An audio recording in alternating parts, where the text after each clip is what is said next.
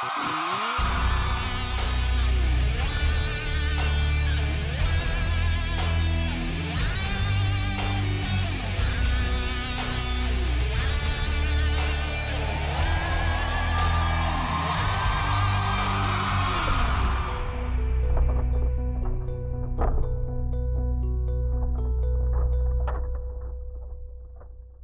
já teve a curiosidade de abrir o livro do Apocalipse e ler as primeiras letras que estão escritas ali, as primeiras palavras que estão escritas no Apocalipse? Como é que ele começa? Como é que começa o Gênesis? No princípio criou Deus. Como é que começa o Apocalipse? Revelação de Jesus Cristo. Você sabia que o Apocalipse é isso? Porque a gente liga muito a palavra Apocalipse com coisas do fim, com coisas terríveis. E o Apocalipse, ele mostra para a gente detalhadamente, como vai ser o mundo político, religioso, daqui para frente, até o fim, até a volta de Jesus. Bom, hoje eu quero começar o programa levando vocês para o Apocalipse 12, verso 7. Que é a continuação daquilo que a gente estudou até o último programa. Eu resolvi fazer um gráfico aqui, para você entender melhor. Olha só o que eu estou dizendo. A Bíblia começa a descrever lá no princípio. No princípio criou Deus os céus e a terra. Quando isso aconteceu?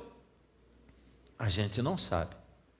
A gente não sabe quanto tempo levou desde que Deus criou o universo todo, porque quando diz os céus e a terra, é o universo inteiro. A gente não sabe quanto tempo levou, desde que Deus criou o universo todo, até o momento em que Ele chegou aqui na terra e disse, haja luz. Mas a gente sabe que entre esse momento que Deus criou o universo todo, e Ele disse, haja luz, Lúcifer se rebelou lá no céu. E ele se tornou a antiga serpente, que é o dragão, o diabo, Satanás. Então olha só, Deus criou o universo, Satanás se rebela, se torna serpente, e Deus vem para criar a terra e dizer, haja luz, ou formar, dar forma à terra. Aí Deus cria no sexto dia o homem perfeito, imortal, a imagem e semelhança de Deus, Deus o faz. E depois de um tempo entra o pecado no mundo. Quando o pecado entra no mundo, Deus dá a solução para o pecado. Deus diz assim, olha, vocês não estão perdidos, porque eu estou dando a solução para vocês. Eu, Deus, vou morrer no lugar de vocês. E Deus ilustrou isso dando o cordeirinho para o homem. Diz, toda vez que você pecar, você pega o cordeirinho, confessa o pecado com a mão na cabeça do cordeiro, transfere simbolicamente o pecado para o cordeiro, e o cordeiro vai morrer, o sangue dele vai ser derramado. Esse cordeiro significa que um dia Deus vem e morre no seu lugar. E eu gosto de dizer que Deus foi o primeiro ser no universo a dar um cheque pré-datado.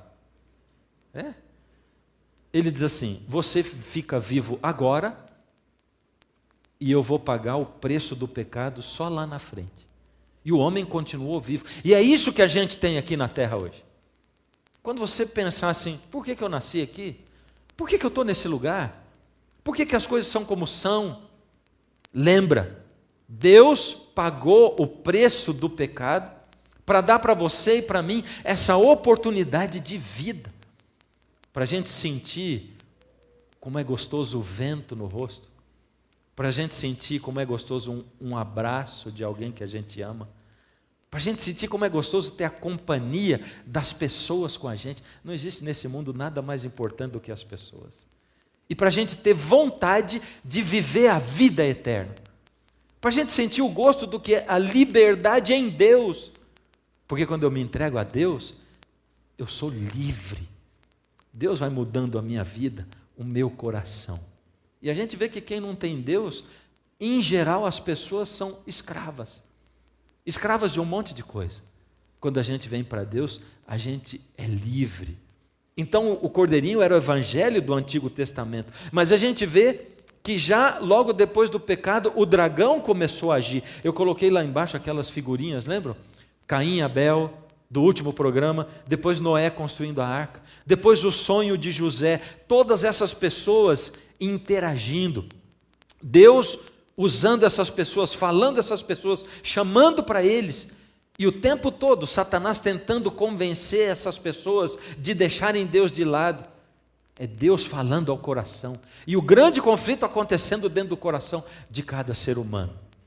E então a Bíblia descreve que durante todo esse tempo, no Antigo Testamento, desde que o pecado entrou no mundo, o dragão está perseguindo essa mulher, que é o povo de Deus. E isso passa pelo Novo Testamento e vai até a volta de Jesus. E finalmente, vem a cruz. E aí, depois da cruz, quando o filho da mulher nasce, morre e é levado para o céu, João, de repente, diz o quê? Houve guerra no céu e Satanás foi expulso de lá. Está no lugar certo esse negócio aí? Sim ou não? Cronologicamente está no lugar certo? Sim ou não? Será que isso não devia estar lá? Sim ou não? É? Então por que está do lado de cá? Hã? Você viu que legal? Quando eu aperto, vai pá, pá, pá. É? Então por que ele devia estar lá e não está lá? É você que está dizendo que está lá. Eu não disse que devia estar lá. Até agora eu não falei.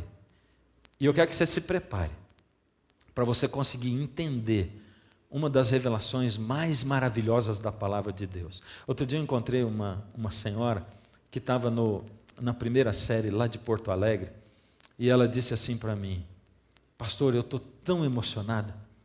Sabe, pastor, eu vou à igreja a minha vida inteira, mas eu estou aqui como se eu nunca tivesse conhecido a Bíblia.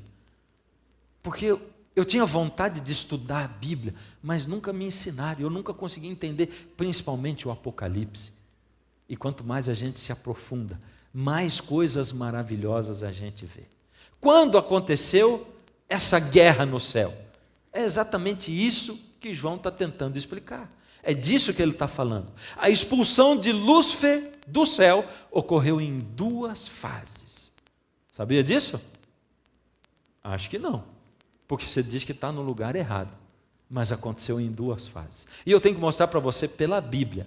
A fase 1 foi a rebelião de Lúcifer lá no céu. E ela está colocada em Apocalipse 12, 3. Ou seja, quando a gente lê assim: viu-se também outro sinal no céu. Eis um dragão vermelho com 7 cabeças, 10 chifres, e nas cabeças 7 coroas. A sua cauda arrastava a 1/3 das estrelas do céu, as quais lançou por terra. Aí está dizendo que esse dragão poderoso arrastou do céu para a terra a 1/3 das estrelas. O que são essas estrelas? O que são as estrelas? Então vamos confirmar. Apocalipse 1:20. Quanto ao mistério das 7 estrelas que viste na minha mão direita, e aos 7 candeeiros de ouro, as 7 estrelas são os anjos das 7 igrejas, e os 7 candeeiros são as 7 igrejas. Essa é uma outra profecia das 7 igrejas no começo do Apocalipse. E nós ainda vamos ter uma série só sobre isso aqui no Clamor da Meia-Noite. Então, o que são as estrelas mesmo? Anjos. As estrelas são anjos. Ou seja, Satanás se rebelou no céu, ele era um anjo de luz, se rebelou e trouxe com ele 1/3 dos anjos do céu. Ele foi expulso do céu, sim ou não? Sim, ele foi expulso, não tinha lugar para ele mais, porém, ele ainda tinha acesso ao céu. Uau, já tinha ouvido falar nisso? Está em dúvida quanto a isso? Então eu vou te mostrar 2 textos bíblicos, inicialmente. Dá uma olhada nisso aqui. Em Zacarias capítulo 3, verso 1, o povo de Deus estava numa situação muito difícil. O povo de Deus estava desanimado. E o povo de Deus às vezes fica desanimado, não fica? Fica. Fica ou não fica, povo de Deus? É. Às vezes o povo de Deus fica desanimado. Eu estou dizendo isso por experiência própria, sabe? Não é crítica a você, não. É porque essa vida aqui não é fácil. É uma vida difícil. A gente descobre Deus, a gente se apaixona, a gente olha para a Bíblia, olha para a palavra de Deus, aí tem promessas na palavra de Deus, Aí lá diz assim, todas as coisas contribuem para o bem daqueles que amam a Deus. Você diz, amém. E depois começa a acontecer um monte de coisa ruim na tua vida. E aí fica um abismo entre a palavra de Deus, a teoria e a prática. Sabe? Eu fico pensando, faz aí 2 semanas que um pastor, amigo meu, 35 anos, morreu, deixando 2 filhinhos, um de 6 anos e um de 3 meses. Como ele morreu? Não foi num terrível acidente, não foi numa fatalidade. Não, eles estavam acampando com um grupo da igreja dentro da piscina e eles resolveram ver quem segurava mais o fôlego. E aí ele demorou muito tempo debaixo. E quando tiraram, já estava morto. E aí você fica imaginando, a Bíblia diz, todas as coisas contribuem para o bem daqueles que amam a Deus. Será que contribuem para o bem mesmo? É para o bem? Foi para o bem dele aquilo? E a gente tem que lembrar que Deus está sempre chamando a nossa atenção para uma coisa que Ele quer nos dar, que é a vida eterna. A vida eterna. Em algum momento da sua vida e da minha vida, se Deus olhar e sentir que você está preparado para viver a vida eterna, e Ele tiver que deixar você morrer de uma maneira tola assim, Ele deixa você morrer para ganhar a vida eterna. Poupa você. Ele vai escolher vida eterna. E é isso que eu estava dizendo no último programa.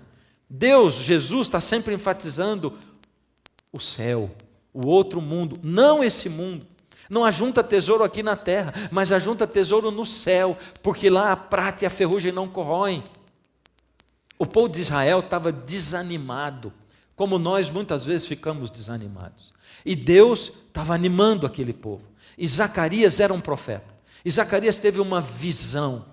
Porque o que mais desanima uma pessoa que dedica a sua vida a Deus é quando, eu vou dizer, isso é experiência própria. Sabe quando o que mais me desanima?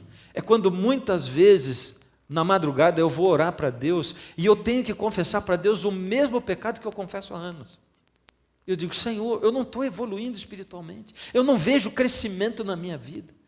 Deus, eu estou desesperado, sabe por quê? Eu prego o evangelho, não é porque eu me divirto com isso, não é porque eu ganho salário para isso. Eu prego o evangelho, Deus, porque o Senhor me chamou, o Senhor colocou isso no meu coração, na minha alma, e tem uma coisa que me move, Senhor, eu acredito naquilo que eu prego, mas como que eu posso acreditar quando o Senhor diz que transforma a vida da gente se eu não vejo melhora em mim? E quando eu erro, aí Satanás vem e me acusa. Faz isso com você também, não faz? Sabe quando você erra e o inimigo diz assim, miserável, você não é nada. Você se diz, pastor, olha aí no que você errou de novo. Não é você que se diz crente, que vai para a igreja, olha o que você está fazendo aí. E às vezes é em coisa simples, sabe? Outro dia eu estava viajando, e eu gosto de ouvir a Bíblia em áudio quando eu estou viajando. E eu estava ouvindo a Bíblia, eu estava em comunhão com Deus, falando com Deus e tal, e estava falando sobre amor, estava falando sobre compartilhar o amor com os outros e tal, e de repente eu fui chegando em Curitiba. E logo na chegada um camarada veio e me fechou bruscamente assim. E quando ele me fechou bruscamente, ele interrompeu a minha comunhão de amor e eu meti a mão na buzina assim, e fiquei com vontade de passar de carro em cima dele. Sabe o que é? Naquela hora eu fiquei frustrado. Frustrado. É porque, na verdade, quando Deus está no coração da gente, a gente reage como Jesus reagiria. Mas nós não costumamos fazer isso. A gente costuma agir como Jesus agiria. Agir é quando você pensa, reagir é quando você não pensa. É espontâneo, sabe? Eu fiquei pensando, puxa vida, mas que coisa! Por que esse coração não foi transformado ainda? E aí você fica se perguntando, Deus, o que adianta? Eu estou aqui falando de Deus e lendo a palavra, mas parece que ela não está mudando a minha vida. E o povo de Israel se sentia assim. Olha a visão que Zacarias tem. Deus me mostrou o sumo sacerdote Josué. Josué era o sumo sacerdote que ia na presença de Deus dentro do santuário, o qual estava diante do anjo do Senhor. Ele estava na presença de Deus, no santuário. E Satanás estava à mão direita dele para se lhe opor. Nessa visão, Josué não estava dentro do santuário, ele estava dentro do céu, na presença de Deus. Mas o Senhor disse a Satanás, porque Satanás estava para se opor. Sabe o que Satanás estava fazendo? Ele estava acusando o povo. Ele estava dizendo: olha, Senhor, como é que o Senhor vai chamar esse povo de seu povo? Como é que o Senhor vai chamar esse povo de cristão, de crente? Olha os pecados deles. Eles falam que são crentes, mas não conseguem vencer as coisas mínimas. E Satanás estava acusando. Já se sentiu assim? Acusado? Já se sentiu assim, diminuído? Já se sentiu nada? E sabe, como se não bastasse a gente sentir, às vezes tem gente que fala para a gente. Ainda diz assim: você não é nada. Você é falso, você fala isso, mas você é nada disso. E aí xinga a gente. E essas pessoas fazem o papel do inimigo ainda. Coloca a gente mais para baixo ainda. Mas o Senhor disse a Satanás: o Senhor te repreende, ó Satanás, sim, o Senhor que escolheu a Jerusalém te repreende. Deus está dizendo assim: quando Satanás acusar você, eu, Deus, repreendo Satanás se você continuar na minha mão. É isso que Deus está dizendo. Não se sinta por baixo, você é pecador, mas eu sou perdoador. Eu paguei o preço do pecado para você. Não se sinta acanhado, não se sinta diminuído. Você ainda não é perfeito. E eu gosto de contar uma história, que de vez em quando eu recorro a ela. Quando nasceu nosso segundo filho, eu estava junto, e aí eu me lembro da cena, porque o médico pegou o bebezinho e trouxe do lado da minha esposa. E ela olhou para aquele neném, sorriu, toda a dor dela passou, toda a preocupação passou. Ela olhou para a criança e disse assim: obrigado, Senhor, ele é perfeito. Perfeito?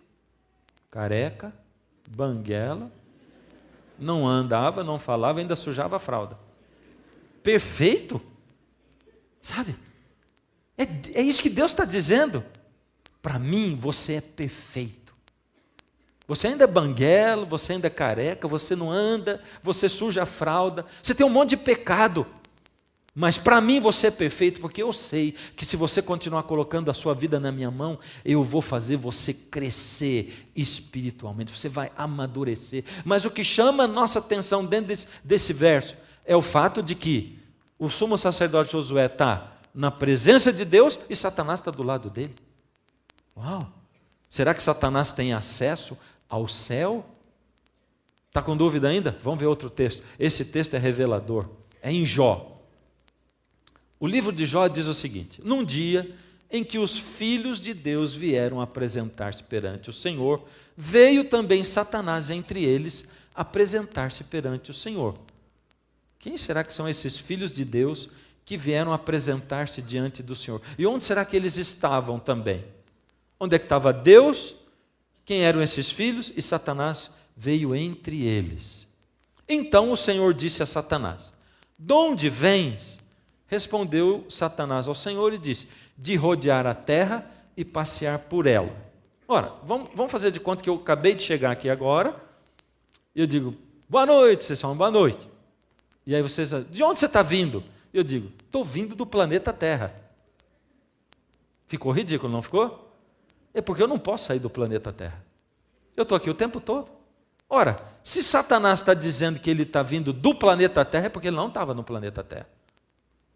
Quer dizer que Deus estava reunindo os seus filhos. E quem são esses filhos de Deus que estavam lá no céu com Deus? Satanás está no céu, na presença de Deus. Satanás foi expulso, sim, na rebelião dele, mas ele ainda tinha acesso ao céu.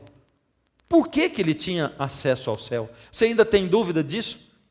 Agora eu quero mostrar esse mesmo gráfico para você de uma outra perspectiva. Presta atenção, nós vamos olhar isso aqui com uma outra visão. Nessa época do princípio, em que Deus criou a terra e que o homem era perfeito e imortal, essa era a época do reino da glória. Ou seja, não existia o pecado no mundo, na terra. O reino de Deus era um reino perfeito. E ali estava nesse período. Contudo, Deus abençoou o casal e disse aos dois: sede fecundos, multiplicai-vos, enchei a terra e sujeitai-a. Dominai sobre os peixes do mar, sobre as aves do céu e sobre todo animal que rasteja. Dá para você enxergar a cena? Deus acaba de criar o homem, a mulher, ele diz assim: estou dando tudo isso aqui de presente para vocês, eu estou dando essa terra para vocês, e vocês é que vão dominar essa terra. Bom, essa palavra dominar, domínio, do hebraico radar, que quer dizer autoridade para legislar. Deus diz assim: homem, você vai ser o legislador da terra, você vai mandar na terra, você vai ter o domínio daqui. Ou seja, o homem era o representante da terra perante o universo. Opa, agora aqui a gente começa a ligar as coisas. Como é que Satanás aparece diante de Deus num dia em que Deus reúne os filhos dele e Satanás aparece e diz assim: eu estou vindo da terra. Na verdade, a conversa entre Lúcifer e Deus ali é assim. Deus olha para Lúcifer, para Satanás e diz assim: o que você está fazendo aqui no céu? E Satanás diz: eu estou vindo do meu domínio, que é a terra. Será que é isso mesmo? É exatamente isso. Por que a terra é o domínio de Satanás? Porque Adão recebeu o certificado de propriedade da terra. Deus deu a terra para Adão, e Adão era o representante da terra perante o universo. Isso foi dado por Deus a ele, era dele. E ele tinha autoridade plena para passar isso para outro. É como um pai que dá uma propriedade para um filho e diz assim: eu passei de papel passado. Já ouviu falar isso? Passei de papel passado. Deus passou a terra de papel passado para o ser humano, para Adão. A terra era dele, era um rolinho escrito, a escritura da terra, o domínio, a autoridade. Mas veio o pecado, e quando o pecado surgiu na terra, o reino das trevas é que dominou. O reino da glória terminou ali a sua ação e começou a ação do reino das trevas. A pergunta é: quanto tempo durou o reino das trevas? Quanto tempo ele durou? O que é que você acha? Ele não durou nada. Porque assim que o homem pecou, o que Deus disse? Eu ofereço para você a minha graça, o cordeirinho. Eu vou morrer no seu lugar. Então agora eu vou pagar o preço do seu pecado. E Deus veio com o reino da graça. E o reino da graça se sobrepôs ao reino das trevas. Ou seja, a partir dali, o homem teria a graça. E na linha do tempo, a graça reinou. Agora você dá uma olhada. Está vendo que essa graça ela não é tão iluminada quanto a glória? A glória é até azul, de tão branca que é. A graça ela é amarelinha, mas tem um monte de ponto preto. Ele é mais preto do que amarelinho.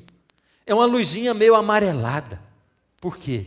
Porque no reino da graça, cada pontinho iluminado é uma pessoa que aceita Deus. E será que nesse mundo tem mais gente que aceita Deus ou mais gente que rejeita?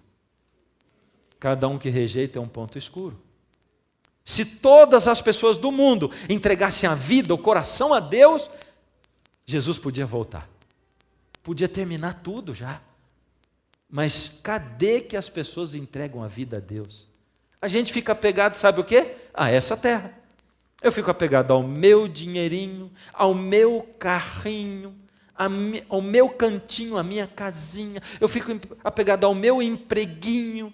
Eu fico apegado à minha carreirinha. É o meu. E a gente fica apegado nessas coisas como se a gente não conseguisse viver sem elas. É incrível. E aí a vida vai passando. E a vida passa rápido. Estou contando para vocês isso, viu? Passa rápido. Estou com 52 já. Como a vida passa rápido.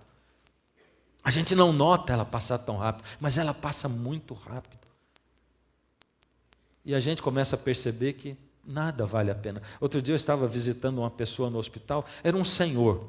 Ele estava ali há alguns dias já. Uma história muito, muito bonita, sabe? Uma família que conhecia Deus, mas estava longe de Deus. E o patriarca, o pai da família, adoeceu. Muito doente, muito doente. E aí eu fui visitar uma família de dinheiro. A esposa já há uns 40 dias do lado do marido. E no meio da visita ela diz assim: pastor, Esse homem lutou tanto para conquistar coisas, e eu junto com ele. Faz 40 dias que eu estou aqui nesse hospital com ele, e todas as coisas que eu tenho estão dentro daquela bolsinha debaixo da cama dele. Eu estou vivendo esses 40 dias só com isso. Eu não preciso de mais nada para viver, pastor. O que eu preciso é de esperança no meu coração. Isso é que eu preciso. A gente descobre que essas coisas não são as coisas mais importantes. O reino da graça está aí à nossa disposição. Mas o tempo todo, o dragão, o usurpador, nos tentando. Por quê? Porque ele recebeu a autoridade de Adão. Quando ele fez Adão pecar, Adão passou a autoridade que Adão tinha para Lúcifer. E foi isso que aconteceu. Olha só em Lucas 4,6. O diabo vem tentar Jesus lá no deserto. E olha que conversa entre Lúcifer e Jesus. Disse-lhe o diabo: dar-te-ei toda esta autoridade, o domínio, e a glória destes reinos, porque ela me foi entregue e a dou a quem eu quiser. Uau! E Jesus disse o que para Lúcifer? Mentira, você não tem autoridade desse mundo. Jesus não disse isso. Então quer dizer que Adão passou a autoridade dele para Lúcifer. Olha o que Jesus disse de Lúcifer. Chegou o momento de ser julgado este mundo, porque Jesus ia morrer. E agora o seu príncipe será expulso. Quem que é o príncipe desse mundo que ia ser expulso? Jesus está chamando Lúcifer de príncipe. Ele chama príncipe com letra minúscula. E como e quando ele seria expulso? Em que momento? Quando, pois, Jesus tomou o vinagre, disse: está consumado. E, inclinando a cabeça, rendeu o espírito. Aqui é Jesus morrendo na cruz. Ele disse: está? Essa palavra consumado, teletestai, em hebraico, quer dizer o quê? Está pago. A última palavra que Jesus diz, a última frase, ele diz assim: está pago. Pago o quê? Ele diz: eu paguei o preço do pecado. Eu vim, eu nasci, eu vivi, eu morri, eu paguei o preço do pecado na cruz. E Jesus reconquistou a autoridade. Adão nunca mais vai ter a autoridade desse mundo. Essa autoridade agora pertence a Jesus. Ele é o príncipe com letra maiúscula, porque Satanás era o príncipe com letra minúscula. Ou seja, a graça se efetuou na cruz do Calvário e ela se tornou verdadeira ali na cruz do Calvário. Agora eu quero que você venha comigo para Apocalipse 5. Dá uma olhada, Apocalipse 5. Aqui em Apocalipse 5 diz o que aconteceu com Jesus quando ele morreu na cruz e quando ele foi para o céu. Aí diz isso. Presta atenção. São alguns textos muito significativos, maravilhosos. João tem uma visão. Essa visão que João tem é exatamente quando Jesus saiu da terra e foi para o céu. A Bíblia diz que Jesus estava andando com os seus discípulos e que enquanto ele andava com os seus discípulos, no momento ele parou, falou com eles. Uma nuvem envolveu Jesus e ele foi levado para o céu. Anjos apareceram, 2 anjos disseram: o que vocês estão olhando? Esse Jesus que vocês estão vendo subir vai descer também do mesmo jeito. E Jesus subiu. E o que aconteceu com Jesus lá no céu? Apocalipse 5 diz. João tem uma visão. E ele vê o seguinte: vi na mão direita daquele que estava sentado no trono. João vê Deus e na mão direita de Deus um livro escrito por dentro e por fora, de todo selado com 7 selos. É desse jeito que eles faziam com os certificados de propriedade de terra. Era escrita o certificado de propriedade, a escritura da terra, lavrada, enrolada, e depois eram colocados selos. Vi também um anjo forte, que proclamava em grande voz: quem é digno de abrir o livro e de lhe desatar os selos? Imagina, esse é o tribunal do céu. Deus está assentado ali, tem 24 anciãos do lado dele, anjos estão, é o tribunal do céu. Por isso Jesus, quando chegou aqui na terra, ele diz assim: o mundo, o reino de Deus está chegando a esse mundo. O príncipe com letra minúscula desse mundo, ele está sendo julgado. Vai acabar o domínio dele. Por isso Satanás estava perseguindo Jesus, porque ele sabia que quando Jesus viesse, ele ia perder o domínio desse mundo. Isso ia acontecer com ele. Então, diante daquele trono, uma voz pergunta: quem é digno de morrer? Nenhum anjo poderia ter morrido por você e por mim. Nenhum ser humano poderia ter morrido por você e por mim. É por isso que Jesus é diferente de qualquer outro mestre religioso, de qualquer outro Deus que você possa conhecer. Porque os outros são Deus com letra minúscula, ele é Deus. E tem uma coisa, ou Jesus era Deus mesmo ou ele era maluco. Porque a gente conhece um camarada aqui em Curitiba que diz que é Jesus e todo mundo acha ele maluco, ou não é? E Jesus diz que ele era Deus. Ou ele é Deus mesmo, ou ele era maluco. Porque ele dizia: eu sou Deus, eu vim de lá do céu e estou aqui com vocês. É o que ele falava, abertamente. Que ser humano é capaz de dizer que é Deus e não ser considerado maluco, a não ser Jesus? Ora, nem no céu, nem sobre a terra, nem debaixo da terra, ninguém podia abrir o livro, nem mesmo olhar para ele. O certificado de propriedade da terra na mão de Deus, ele tinha sido usurpado por Satanás. Satanás tinha sido o dono dessa terra durante todo o tempo do Antigo Testamento, até Jesus vir. Agora Jesus sobe, esse certificado está na mão de Deus, não tem ninguém digno nem de olhar para ele. E João começa a chorar desesperado, porque ninguém foi achado digno de abrir o livro, nem mesmo de olhar para ele. E de repente a cena muda. E o que acontece? Todavia, um dos anciãos me disse: não chores, eis que o leão da tribo de Judá, a raiz de Davi, venceu para abrir o livro e tirar os selos dele. O leão. Jesus é apresentado como leão da tribo de Judá. Então João diz: olhei para o meio e vi 4 seres viventes, e entre os anciãos, de pé, um cordeiro, como que tendo sido morto. Lá no trono estava Jesus, o Cordeiro de Deus que tira o pecado do mundo. Veio, pois, e tomou o livro da mão direita daquele que estava assentado no trono. E agora acontece uma cena de louvor. E você encontra aqui no Apocalipse o Cordeiro do Antigo Testamento, de Adão e Eva, o Cordeiro que Abraão matava no altar. Você encontra Jesus quando João Batista diz: eis o Cordeiro de Deus que tira o pecado do mundo. E encontra Jesus, o Cordeiro, lá no céu, quando ele sobe daqui e a cena do tribunal está montada e o Cordeiro aparece lá no meio. E quando tomou o livro, os 4 seres viventes e os 24 anciãos prostraram-se diante do Cordeiro, tendo cada um deles uma harpa e taças de ouro cheias de incenso, que são as orações dos santos. Houve uma cena de louvor e eles começaram a cantar, eles se inclinaram diante de Jesus. É a adoração, porque Jesus venceu. Mas eu quero chamar a atenção para essa última frase. Na mão deles tem uma harpa e taças de ouro cheias de incenso, que são o quê? Você acha que a sua oração chega no céu? Ou você se sente sozinho falando? Quando você ora, você acha que a oração é só uma maneira santificada de falar sozinho? É isso?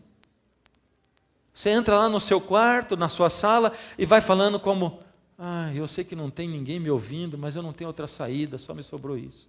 É isso?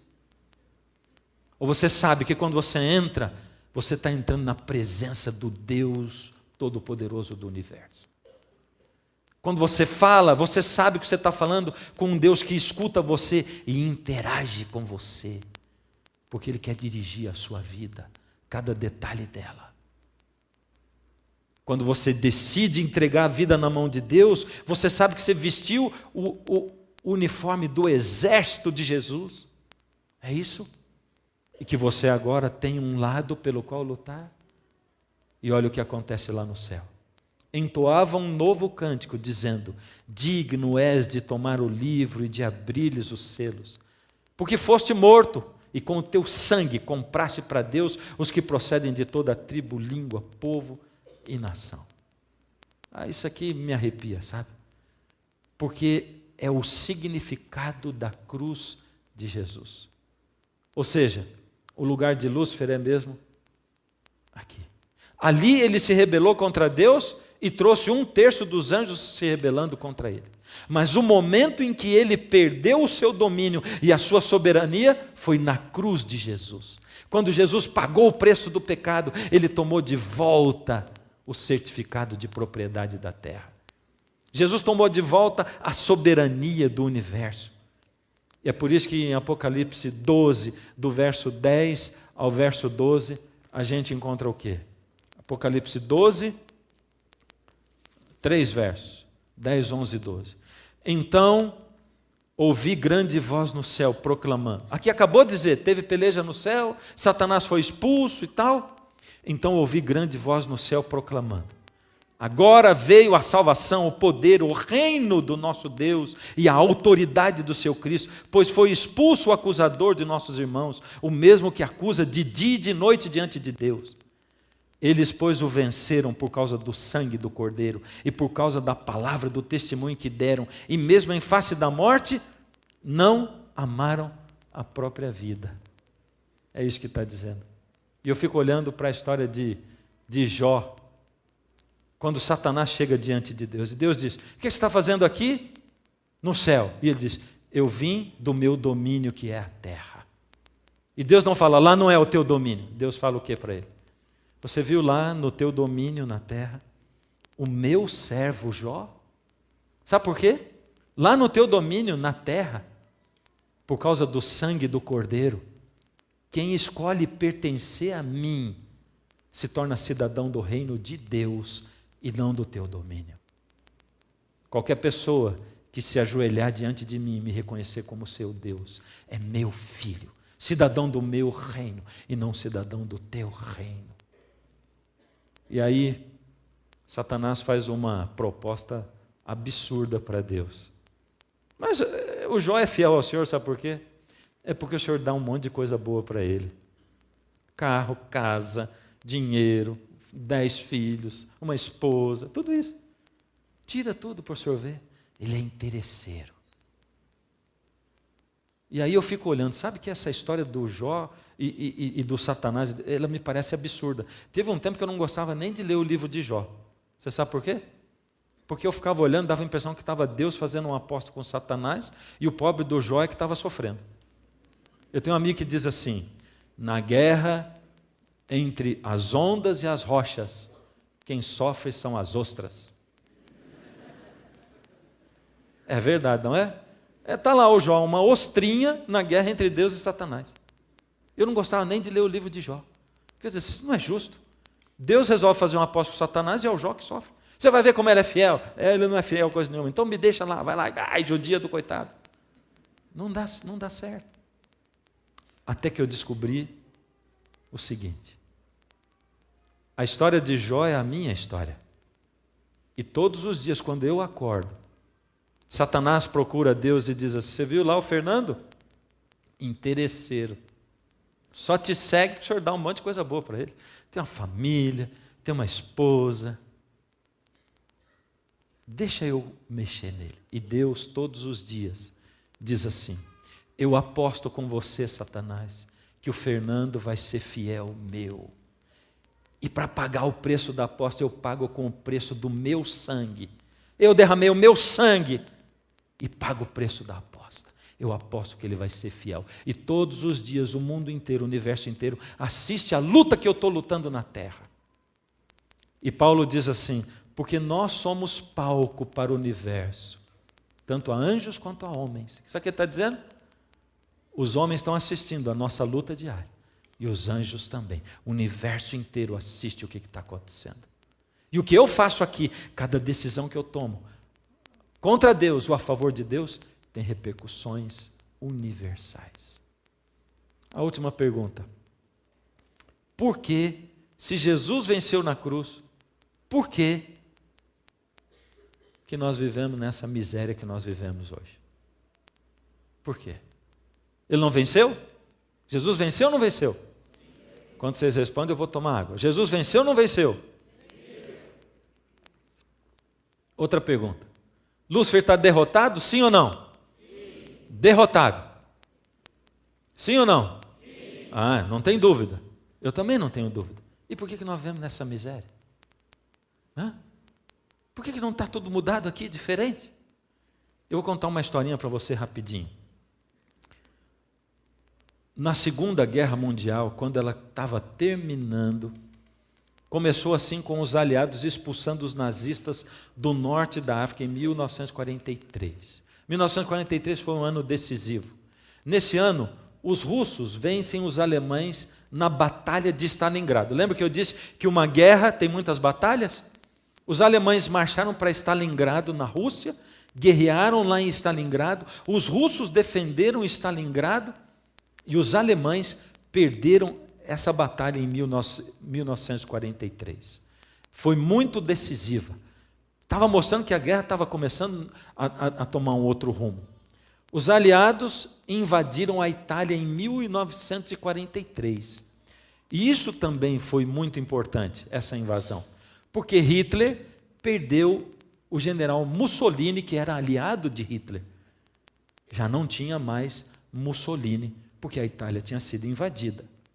Então chega 6 de junho de 1944. Na história universal, esse dia 6 de junho de 1944 é chamado na Segunda Guerra de o dia D. O dia D. Por que ele é o dia D? É porque ele foi um dia decisivo, onde ficou marcado que a Alemanha tinha perdido a guerra. Olha só o que aconteceu nesse dia aí. Os aliados chegaram às praias da Normandia. Eles desembarcaram em 3 dias 1.100.000 soldados, homens, aliados. Nesse dia 6 de junho, eles também desembarcaram dezenas de toneladas de material bélico. Esse dia foi decisivo porque ele demonstrou que a guerra estava acabada. Por quê? Porque o potencial dos aliados era maior, o material bélico era maior, o número de soldados era maior, a Alemanha vinha perdendo a sua força. A guerra foi acabada no dia D? Aquele dia D foi o dia em que a guerra acabou? Sim ou não? Não. Interessante, não é? Teve o dia D, mas ainda não tinha acabado a guerra. Mas ele é chamado de o dia D. O que aconteceu então? Aconteceu que Hitler não tinha desistido ainda. Ela não tinha terminado. A guerra tinha acabado, mas não tinha terminado. Como é que a gente explica isso?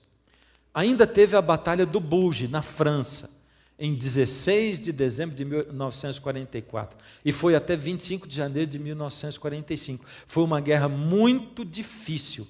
E a Alemanha quase reconquistou a França de novo. Eles só retrocederam porque acabou o combustível. E aqui é o Fórum da Ordem, quando os alemães desistiram e foram embora. Hitler só recuou por causa do problema do combustível.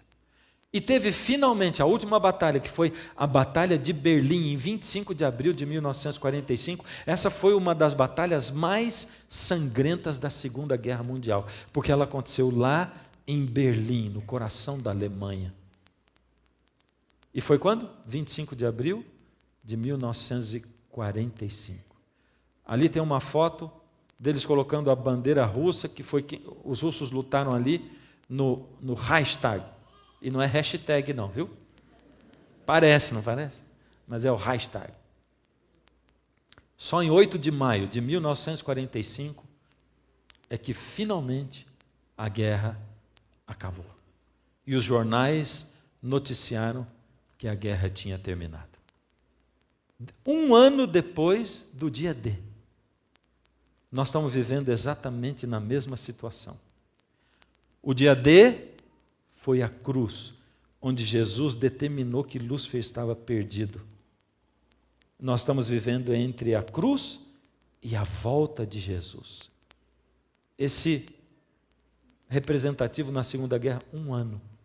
Esse pequeno tempo onde Jesus volta e o Armagedon vai ser a última batalha dessa grande guerra entre o bem e o mal. Agora eu quero fazer uma pergunta para você.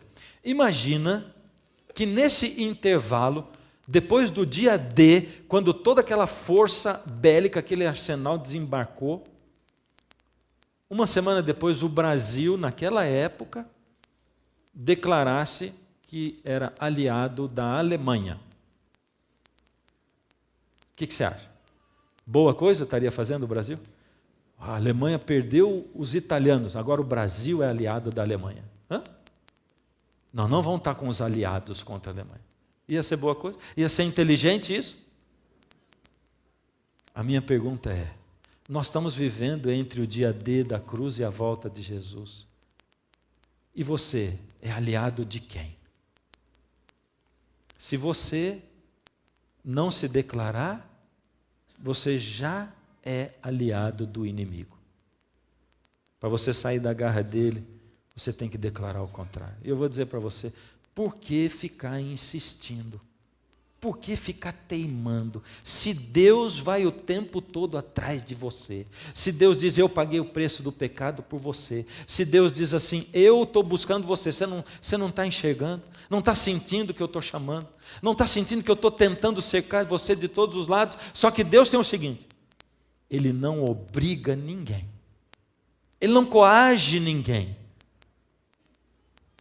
Deus não força ninguém. Deus chama e espera. Ele está esperando. A decisão é sua.